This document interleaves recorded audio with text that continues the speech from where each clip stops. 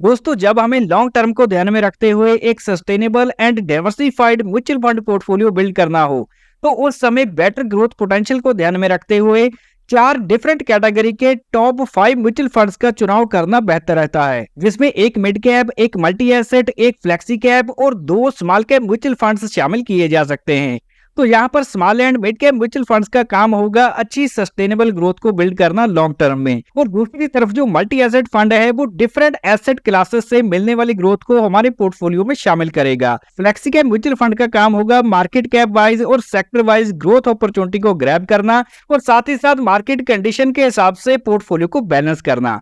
तो इस तरीके से एक अच्छा पोर्टफोलियो बिल्ड करने का प्रयास किया जा सकता है। तो आज के इस वीडियो में हम चार डिफरेंट कैटेगरीज के टॉप 5 म्यूचुअल फंड्स का डिटेल रिव्यू करने जा रहे हैं। तो स्टार्ट से लेकर एंड तक आपको जुड़े रहना है ताकि कोई भी important point as a investor आपसे छूट ना जाए। चलिए बिना विलंब करे शुरू करते हैं इनकी बेसिक डिटेल से। तो यहाँ पर सबसे पहली कैटेगरी आती है हमारे पास मिड कैप म्यूचुअल फंड की। तो मिड साइज की जो कंपनीज हैं वो स्मॉल कैप के मुकाबले कम रिस्की मानी जाती हैं, लेकिन जो लार्ज कैप कंपनीज हैं इनके मुकाबले बेहतर ग्रोथ जनरेट करने की पोटेंशियल रखती हैं। तो आज इस कैटेगरी में हमने जिस मिड कैप म्यूचुअल फंड का चुनाव किया है इसका नाम है एडलवाइज का mid cap fund direct growth, जो कि 13,802 करोड़ का एजीएम साइज रखता है और यहाँ पर एनएवी है 123 रुपए की। और इस म्यूचुअल फंड को लॉन्च किया गया था साल 2007 में, तो 18 सालों से भी ज्यादा का एक बड़ा ट्रैक रिकॉर्ड अवेलेबल है। और इसका डायरेक्ट प्लान 1 जनवरी 2013 को लॉन्च हुआ था, जिसको 13 साल 1 महीना हो चुका है। और यहाँ पर दोनों ही ऑप्शन है, चाहे आप मंथली एसआईपी करें चाहे लंप सम इन्वेस्टमेंट करें। और एक्सपेंस रेशियो यहाँ पर 0.42% का है। तो ये वो एक्सपेंस है जो हम फंड हाउस को सालाना देते हैं हमारे म्यूचुअल फंड को मैनेज करने के लिए। लेकिन साथ ही साथ जहां 1% का एग्जिट लोड भी एप्लीकेबल होता है अगर 90 दिन के अंदर अंदर की गई इन्वेस्टमेंट को रिडीम किया जाता है, और 90 दिन के बाद रिडीम करने पर किसी भी प्रकार का एग्जिट लोड नहीं लगेगा। और ये म्यूचुअल फंड फॉलो करता है Nifty mid cap 150 TRI index को, जिसमें इंडिया की 150 टॉप मिड साइज कंपनीज शामिल हैं। और जब बात आती है हिस्टोरिकल परफॉर्मेंस की, तो इस म्यूचुअल फंड ने पिछले एक साल में 21% के और कैटेगरी ने 17.87% के रिटर्न दिए। और वहीं 3 सालों की एवरेज ग्रोथ परसेंटेज जहां 28.34% की है और कैटेगरी की 23% की। तो काफी सस्टेनेबल यहाँ रिटर्न हमें दिखाई दे रहे हैं। और वहीं 5 साल की मीडियम टर्म में देखेंगे तो ये 23.5% के हैं और कैटेगरी के 19.5% के। और 7 साल में आप देखोगे तो ये एनुअलाइज रिटर्न निकल के आते हैं 25% के और कैटेगरी के 20% के।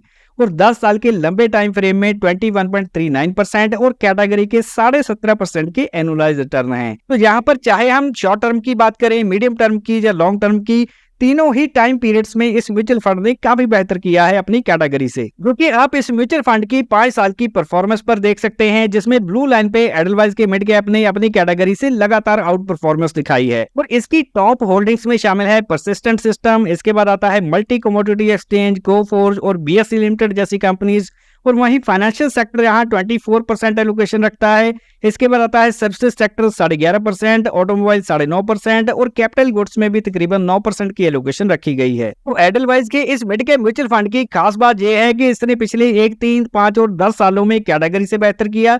और दूसरी तरफ इसकी एक्सपेंस रेशियो कैटेगरी से लो है, जो कि सालाना दूसरे फंड्स के मुकाबले इसको किफायती बनाती है। इसने हायर अल्फा जनरेट करके अपने बेंचमार्क इंडेक्स को भी 3 सालों में बीट किया है। और जब हम बात करते हैं रैंकिंग की, तो पिछले 3 सालों की बात करें तो ये नंबर 2 पोजीशन पे रहा है और पिछले 10 सालों में ये म्यूचुअल फंड नंबर 1 पोजीशन पे लीड कर रहा है। और यहाँ पर इस म्यूचुअल फंड की बीटा रेशियो 0.93 है और कैटेगरी की 1.05 है। तो मार्केट करेक्शन के दौरान ये म्यूचुअल फंड अपनी कैटेगरी से कम गिरता है, जो कि एक अच्छी डाउनसाइड प्रोटेक्शन को दर्शाता है। और मिड कैप के बाद बढ़ते हैं दूसरी कैटेगरी की ओर, जो कि मल्टी एसेट एलोकेशन की है, जिसमें एक ही म्यूचुअल फंड्स में डाइवर्सिफाइड करके मल्टीपल एसेट्स में निवेश किया जाता है। जैसे कि प्योर इक्विटी म्यूचुअल फंड्स के मुकाबले यहाँ मल्टीपल एसेट्स को ऐड किया जाता है, जिसमें डेट है जैसे कारपोरेट बॉन्ड्स हो गए, गवर्नमेंट बॉन्ड्स हो गए, कमोडिटीज में सिल्वर एंड गोल्ड हो गया, और भी कई सारी एसेट्स इसमें ऐड करी जाती हैं।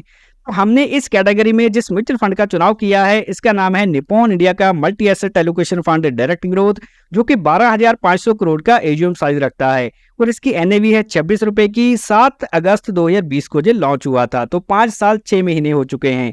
और यहाँ पर SIP एंड लंप सम दोनों इन्वेस्टमेंट ऑप्शन हैं और एक्सपेंस रेशियो है 0.26% की, जो कि बहुत ही किफायती एक्सपेंस रेशियो दिखती है इस कैटेगरी में। और 1% का जहाँ एग्जिट लोड एप्लीकेबल है अगर 1 साल के अंदर अंदर की गई इन्वेस्टमेंट का 10% से ऊपर रिडीम किया जाता है। और मल्टीपल एसेट्स में एलोकेशन के चलते इसका बेंचमार्क इंडेक्स भी हमें कंपोजिट दिखाई देता है, जिसमें आप देख सकते हैं कि इक्विटी में BSE 500 है 50%, इक्विटी इंटरनेशनल की बात करें तो इसमें MSCI वर्ल्ड इंडेक्स को ऐड किया गया है, जिसमें 1500 ग्लोबल कंपनीज शामिल हैं।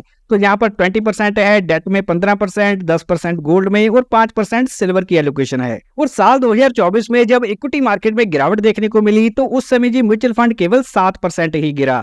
तो यहाँ पर आप देख सकते हैं कि किस तरह से डाउनसाइड प्रोटेक्शन भी इसमें काफी बेहतर होती है प्योर इक्विटी फंड्स के मुकाबले। और इस म्यूचुअल फंड ने पिछले 1 साल में बेहतरीन किस्म के रिटर्न दिए 27% के, कैटेगरी ने 23% के, और 2 सालों की बात करें तो ये एनुअलाइज रिटर्न निकल के आते हैं 21% के और कैटेगरी के 17% के। पिछले 3 सालों की एवरेज ग्रोथ परसेंटेज है 23.5% की, कैटेगरी की 19% की, और 4 सालों में 19% और कैटेगरी के 16%, और पिछले 5 सालों में 18% और कैटेगरी के 15% के एनुअलाइज रिटर्न हैं। तो यहाँ पर इस म्यूचुअल फंड ने लगातार कैटेगरी से बेहतर किया है और पिछले 3 सालों में ये म्यूचुअल फंड अपनी कैटेगरी में 2nd पोजीशन पे देखने को मिलता है। और जब से ये म्यूचुअल फंड लॉन्च हुआ है तब से लेकर आज तक इसने अपनी कैटेगरी से बेहतर किया है, जो कि ब्लू लाइन में आप देख सकते हैं कि निप्पॉन इंडिया का फंड है और कैटेगरी है येलो लाइन में। और अब हम देखने वाले हैं कि कौन कौन सी एसेट्स में इसने एलोकेट किया है। सबसे पहली आती है इक्विटी, जिसमें 60% की एलोकेशन है स्टॉक्स में। इसके बाद डेट में जहां 18% की एलोकेशन है, कारपोरेट बॉन्ड्स, गवर्नमेंट बॉन्ड्स, जो कि फिक्स इंटरेस्ट इनकम कैटेगरी में आते हैं।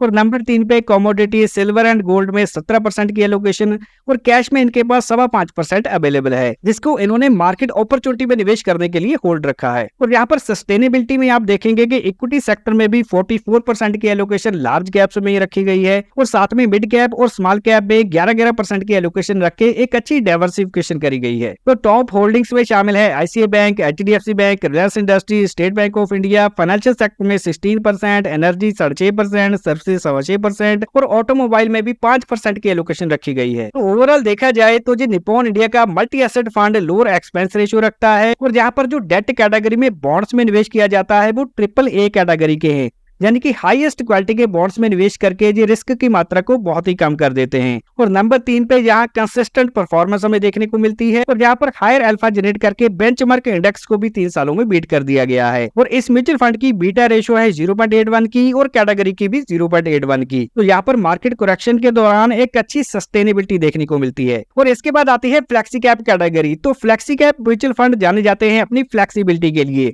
तो मार्केट कैप वाइज या सेक्टर वाइज कितनी भी ज्यादा जो एलोकेशन को किसी भी स्मॉल कैप, मिड कैप या लार्ज कैप में बढ़ा सकते हैं या बहुत ही कम कर सकते हैं। तो इससे एक अच्छी अपॉर्चुनिटी को ग्रैब करने का मौका मिलता है और साथ में रिस्क को भी मैनेज किया जाता है।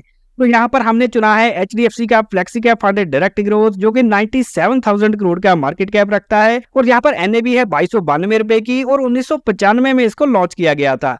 तो 31 ईयर्स से भी ज्यादा का एक बड़ा ट्रैक रिकॉर्ड अवेलेबल है। और वही इसका डायरेक्ट प्लान जनवरी 2013 में लॉन्च हुआ। तो यहाँ पर SIP एंड लंप सम दोनों इन्वेस्टमेंट ऑप्शन है, और एक्सपेंस रेशियो है 0.69% का, और 1% का एग्जिट लोड एप्लीकेबल है अगर 1 साल के अंदर अंदर की गई इन्वेस्टमेंट को रिडीम किया जाता है। तो ये म्यूचुअल फंड फॉलो करता है निफ्टी 500 TRI इंडेक्स को, तो जिसमें आती है 100 large cap companies, 150 mid cap companies और 250 स्मॉल कैप कैटेगरी की कंपनीज। तो स्टॉक्स को चुनने के लिए फंड मैनेजर्स के पास एक बड़ा यूनिवर्स यहाँ देखने को मिलता है। और इस म्यूचुअल फंड को चुनने के पीछे हमारा मेन कारण था कि अच्छी ग्रोथ मिले, सस्टेनेबल ग्रोथ मिले, और दूसरी तरफ यहाँ डाउनसाइड रिस्क भी कम देखने को मिले। तो जैसे कि 2024 में गिरावट में आप देखेंगे इस म्यूचुअल फंड में तकरीबन 11% की गिरावट हुई, और पिछले 1 साल में इसने रिटर्न दिए हैं 17% के, कैटेगरी ने 15% के, और 3 सालों की एवरेज ग्रोथ नजर आ रही है 23.42 की और कैटेगरी की 19% की। और 5 सालों के मीडियम टर्म में आप देखेंगे कि 21% और कैटेगरी ने 14.94% के एनुअलाइज रिटर्न जनरेट किए, और 10 साल के लंबे टाइम फ्रेम में 19.5% के और कैटेगरी के 15% के।